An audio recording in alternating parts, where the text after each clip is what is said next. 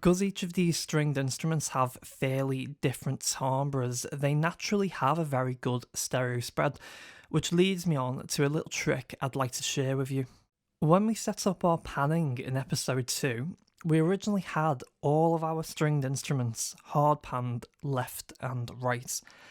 It sounded wide, but personally, I wanted it to sound wider. Now what we're going to do is something called panning outside of the speakers. The easiest way to do this, I found, is with a stereo enhancer, but we have a problem. Stereo enhancers have their quirks and can smear the stereo image in a way which, in my opinion, doesn't sound good. Now I'm going to show you a way to get around that. What I do is I actually bring the panning of the acoustic guitar and the banjo mandolin in from hard panned to only panned 80%. Now this might sound counterintuitive to getting a wider sound, but what we're doing is we are prepping the instruments for our stem track called stringed, where there we have the stereo enhancer waiting for the panned instruments. So by bringing in the width, we are trying to avoid a lot of the nasty stereo smearing you will usually get from a stereo enhancer. Now, stereo enhancers can be very simple, where all they do is they use mid-side techniques to simply increase the volume of the sides relative to the sensor.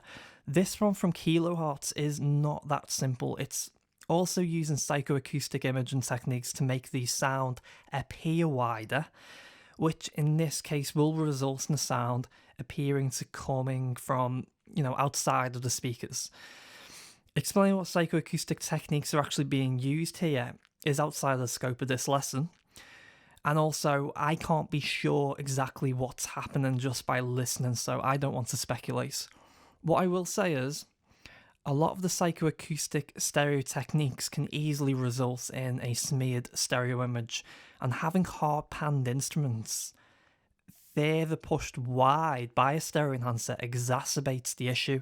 So I found keeping the material panned slightly more central, say 80% like we have here, and then using a stereo enhancer to bring that width back was the best way to achieve the outside of the speakers panned sound. Take a listen and see what you think.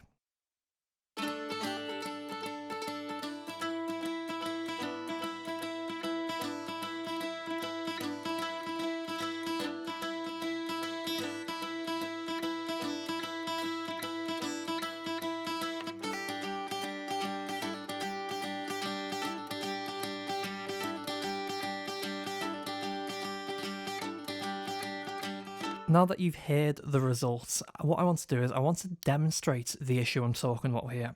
What I'm going to do is I'm going to show you what happens when you hard pan the tracks and then use a stereo enhancer. Take a listen to the issues we run into.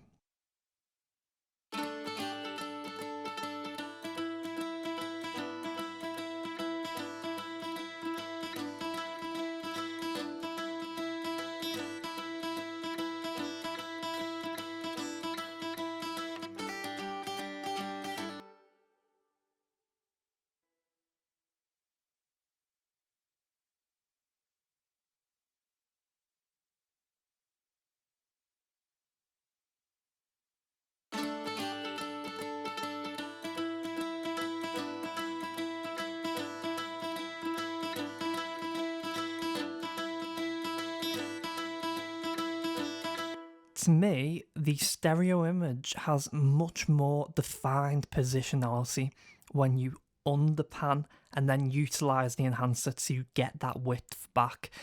Experiment with it yourself and listen carefully and see what you think.